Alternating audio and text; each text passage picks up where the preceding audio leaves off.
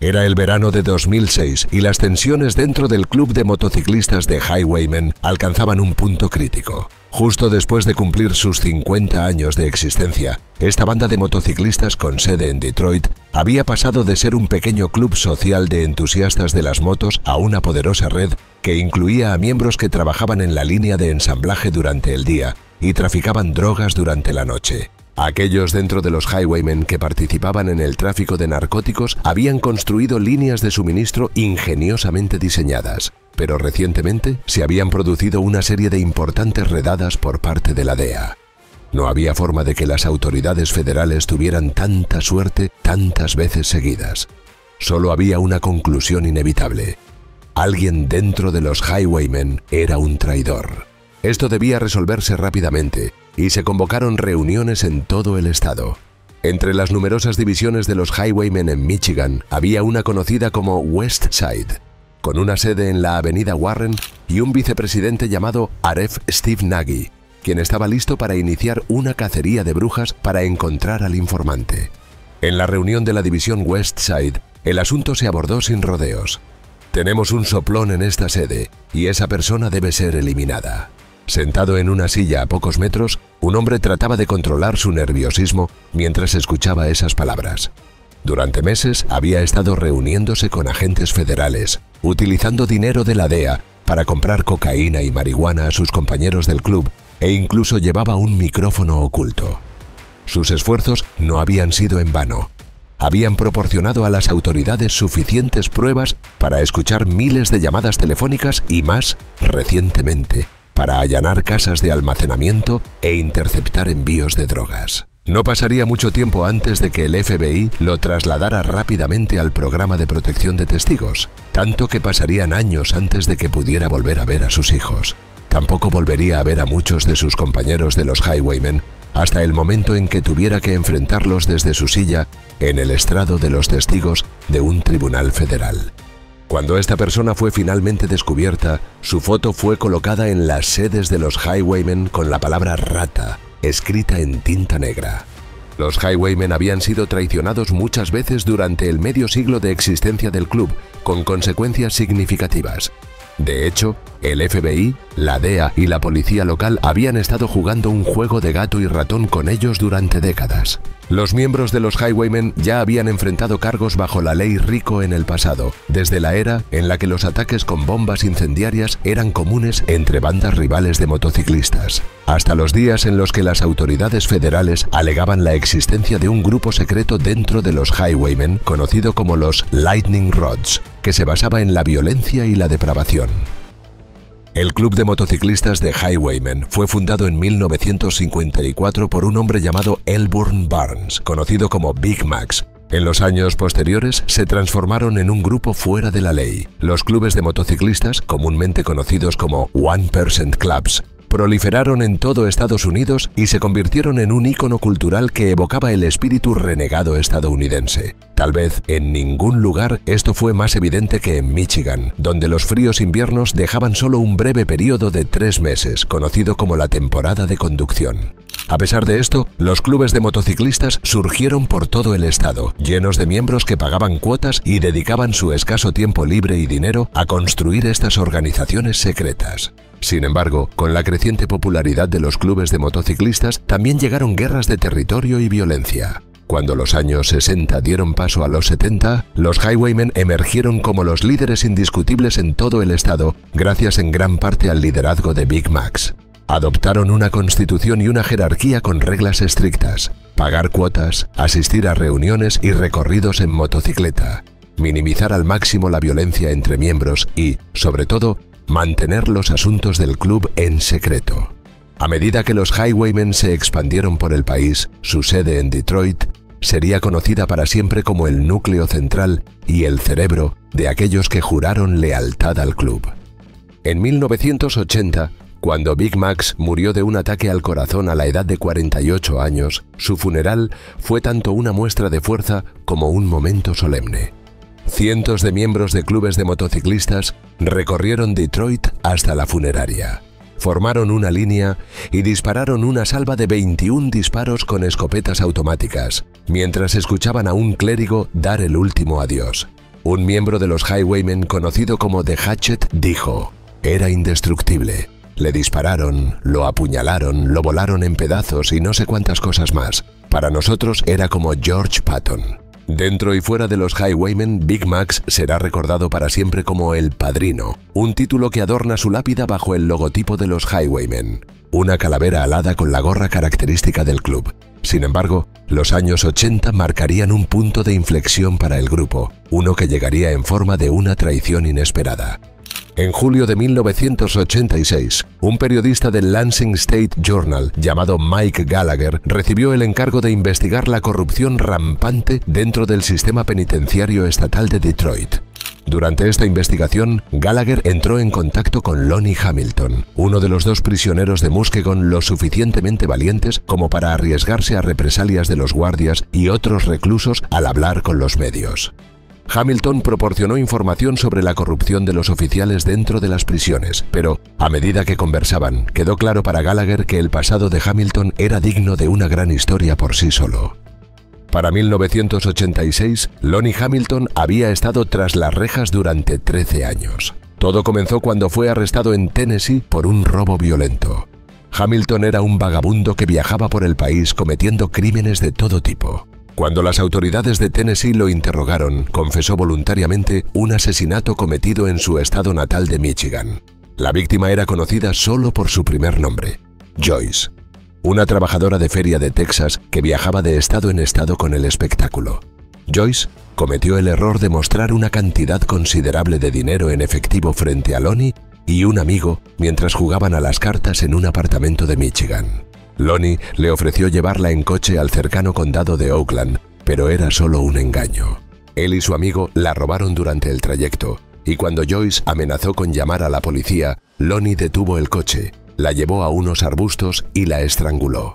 13 años después de su sentencia de por vida, Lonnie se declaró servidor de una nueva religión cristiana y quiso confesar más crímenes. El resultado fue una historia de portada escrita por Gallagher en Lansing State Journal, con una imagen completa de Lonnie mirando fijamente a la cámara, con sus tatuajes de los Highwaymen visibles en su antebrazo derecho.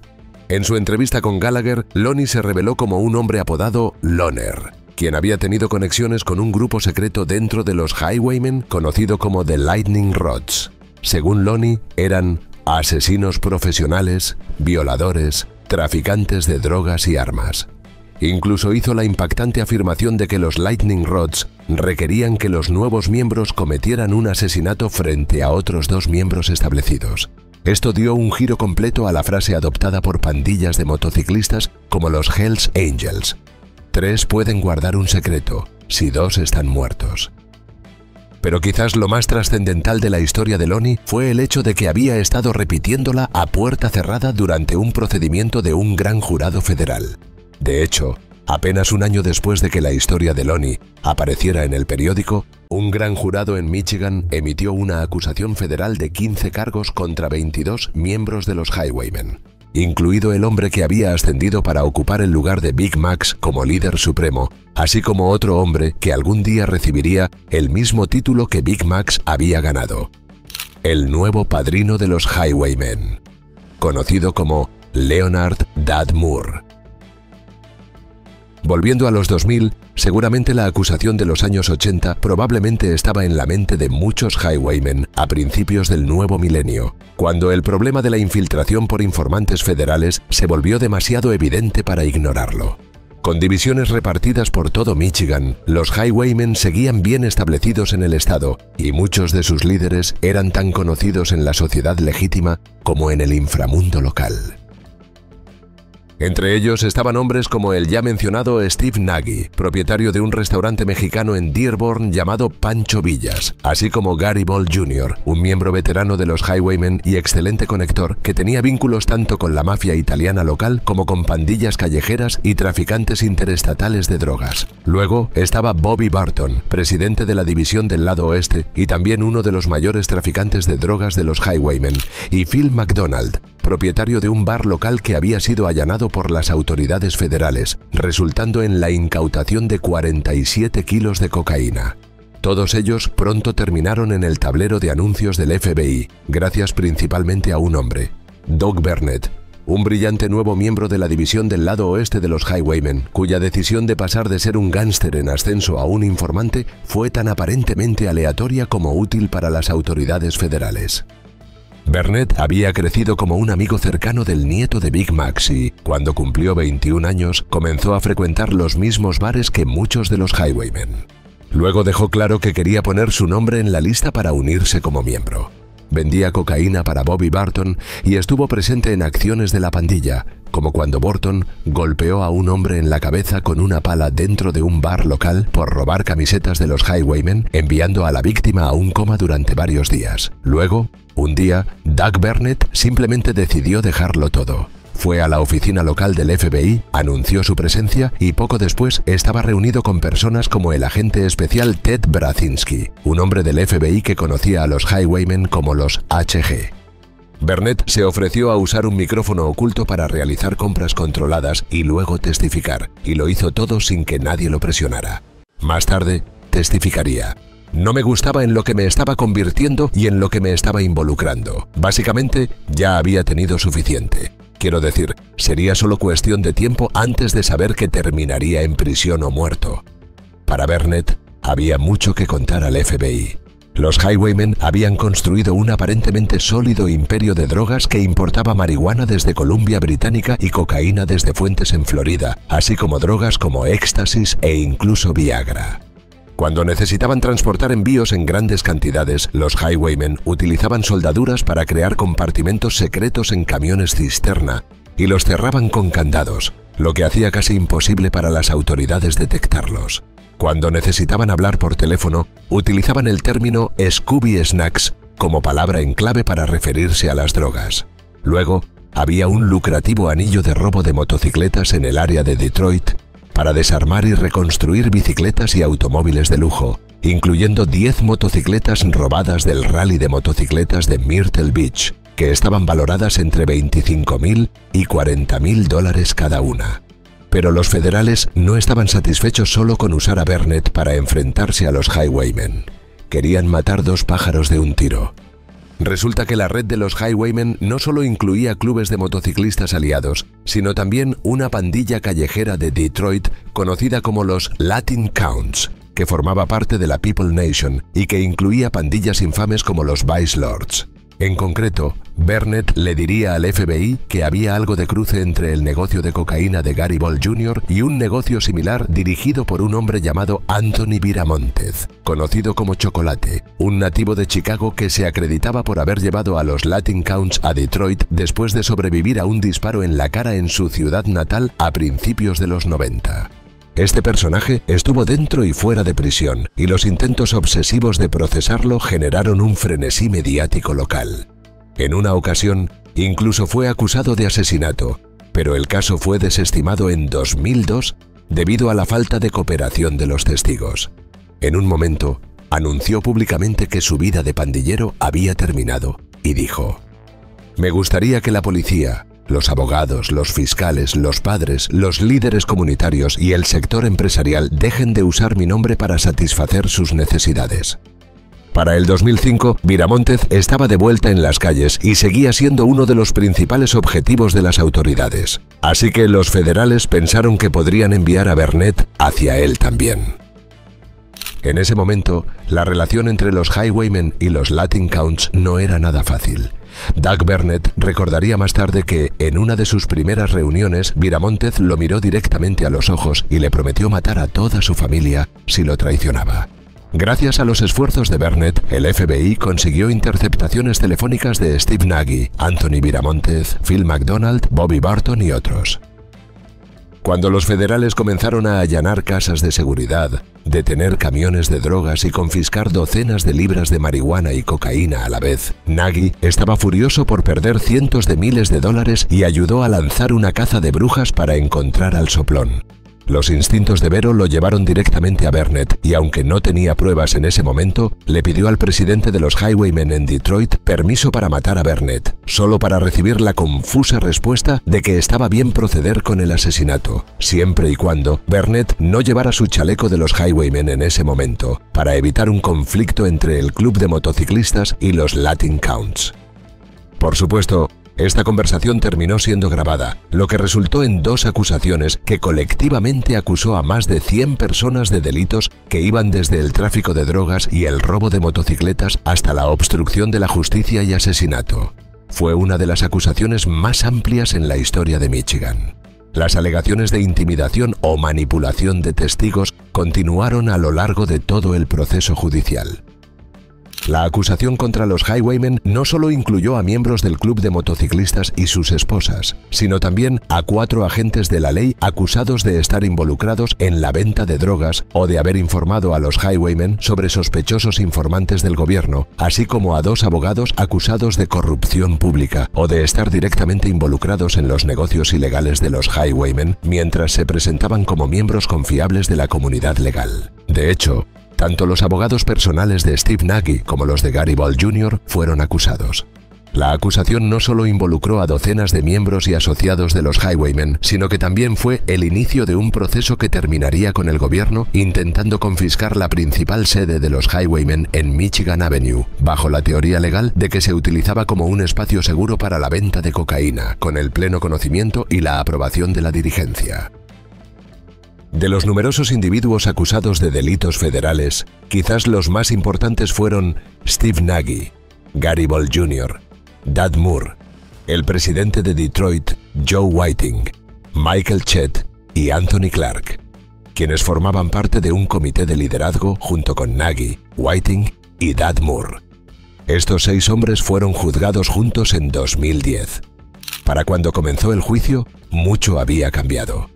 Una de las cosas que había cambiado era que Bobby Burton, Phil McDonald y otro acusado llamado Daniel Rocket Sánchez habían decidido unirse a Doug Burnett como testigos de la fiscalía a cambio de indulgencia legal.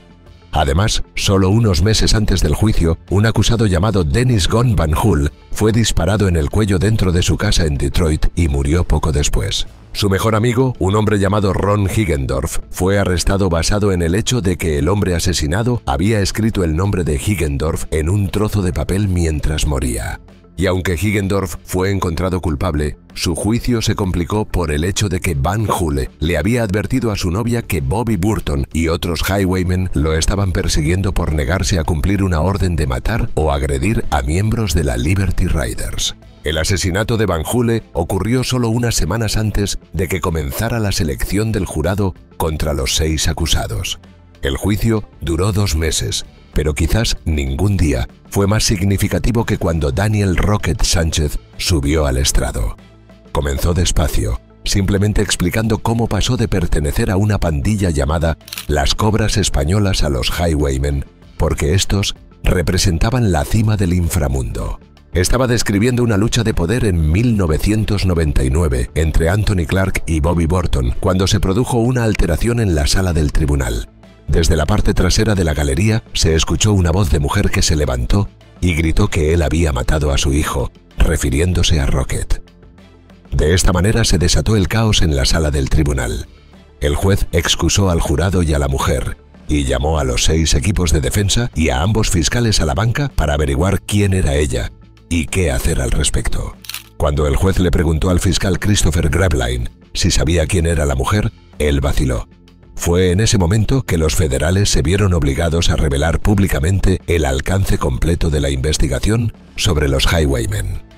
Grabline le dijo al juez que la mujer podría estar allí por cualquiera de los 3 o 4 homicidios sin resolver que estaban investigando. La jueza Nancy Edmonds llamó a la mujer de nuevo al tribunal. Resultó que su nombre era Tammy McAleer y su hijo era Juan Butler, un hombre de 19 años que en 1999 había sido golpeado y apuñalado docenas de veces antes de que su cuerpo fuera encontrado en el río Detroit unos días después. Cuando Daniel Sánchez accedió a testificar, proporcionó una extensa declaración en la que admitió haber atraído a Butler a una sede de los Highwaymen para ser asesinado y afirmó que Dad Moore y Anthony Clark se unieron para asesinar a Butler, deshacerse de su cuerpo e incluso prenderle fuego a la sede para encubrir el crimen. Nadie fue acusado y en un intento de enredar las aguas, uno de los acusados filtró un mensaje a Tammy diciendo que el asesino de su hijo había recibido inmunidad y estaría testificando ese mismo día. Desafiante ante un juez enfadado, Tammy proclamó que habían pasado 12 años, que había estado con dolor y sufriendo, y que no podía simplemente quedarse sentada.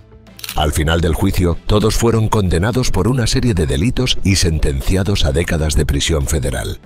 Muchos otros aceptaron acuerdos de culpabilidad y también recibieron sentencias de prisión, mientras que los casos contra los 4 policías terminaron con desestimaciones o desvíos. El abogado de Steve Nagy llevó su juicio ante un juez y fue completamente absuelto, mientras que los fiscales desestimaron el caso contra el abogado que había representado a Gary Ball Jr. Mientras tanto, las alegaciones de que los Highwaymen se habían salido con la suya en múltiples asesinatos nunca se han revisado públicamente, y solo se puede suponer que estas investigaciones están para siempre en un estado de espera, y nunca se resolvería. Pero desde su celda en prisión, Gary Ball Jr. reflexionó sobre lo que él veía como una corrupción desenfrenada por parte del sistema, traición por parte de sus propios abogados y la revelación que salió a la luz antes de que Daniel Sánchez subiera al estrado. Armado solo con un bolígrafo y papel, Gary Ball comenzó a escribir sus propias solicitudes conforme a la Ley de Libertad de Información desde la prisión, y a medida que los documentos comenzaron a llegar, algunas revelaciones explosivas cayeron en su regazo. Luego, consiguió un nuevo abogado con cierta astucia mediática. El resultado fue un artículo del 30 de abril de 2017 en el Detroit Free Press, con una acusación destacada de que Steve Nagy, el mismo vicepresidente de los Highwaymen que había estado tan decidido a eliminar a los soplones del club, había trabajado como informante del gobierno durante años antes. El abogado de Nagy negó rotundamente la acusación, insistiendo en que los registros debían haber hecho referencia a otra persona. Mientras tanto, Gary Ball afirmó que esto planteaba la posibilidad de que Nagy hubiera estado operando como un espía dentro del club durante el juicio. Sin embargo, la jueza Edmonds finalmente dictaminó que no había evidencia de que Nagy hubiera cooperado con una agencia federal de la ley ni en contra de los Highwaymen. El intento de Gary Ball de anular su condena fue rechazado, y 4 años después, Nagy fue liberado anticipadamente de prisión por la misma jueza que lo elogió por el trabajo extraordinario que hizo para rehabilitarse en prisión. Al año siguiente, ocurrió otro giro. Diane Marian, la fiscal principal contra los Highwaymen, fue suspendida de la práctica de la abogacía en Michigan por hacer una representación falsa a un juez. Aunque la sanción no tenía nada que ver con su trabajo en el caso de los Highwaymen, resulta un tanto notable que ella fuera ahora la 4ª abogada vinculada al caso que había sido acusada de algún tipo de mala conducta, deshonestidad o criminalidad, además de los 4 oficiales de la ley que fueron acusados criminalmente. En resumen, los Highwaymen se convirtieron en otro recordatorio del aparentemente constante flujo de corrupción pública en Detroit, ya fuera en forma de políticos imputados, policías criminales o litigantes deshonestos. Algo más sucedió hace 2 años que cierra este círculo completo.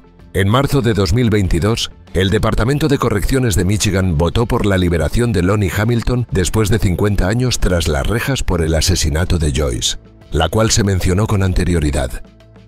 Lonnie estaba en su típico estado de arrepentimiento en la audiencia de libertad condicional, sin ocultar el hombre que fue en sus 20s, ni el hecho de que su momento de redención había provocado una transformación en su vida. Pero algo fue diferente cuando le preguntaron directamente si había cometido otros asesinatos. Lonnie negó haberlo hecho. Esto contrastaba con la historia que le contó al reportero Mike Gallagher, donde se describió no solo como un matón a sueldo que viajaba por el país matando personas como un highwayman, sino como alguien que contribuyó indirectamente a incontables asesinatos al ayudar a una organización secreta y violenta que operaba dentro de un club de motociclistas criminales. Solo se sabe que su víctima se llamaba Joyce, tenía unos 20 años, era trabajadora de una feria de Texas y desapareció en 1973. Nadie, ni siquiera la policía, ha identificado jamás a su víctima ni encontrado a su familia. Si te ha atrapado la historia de The Highwaymen, entonces no deberías perderte la increíble historia de Charles Bronson, el preso más peligroso del mundo. El video lo tienes ahora en pantalla y recuerda que tu apoyo es necesario para seguir realizando este tipo de contenido. Así que no olvides suscribirte y dejar un gran comentario. Nos vemos próximamente con un nuevo capítulo de Historia sin Tiempo.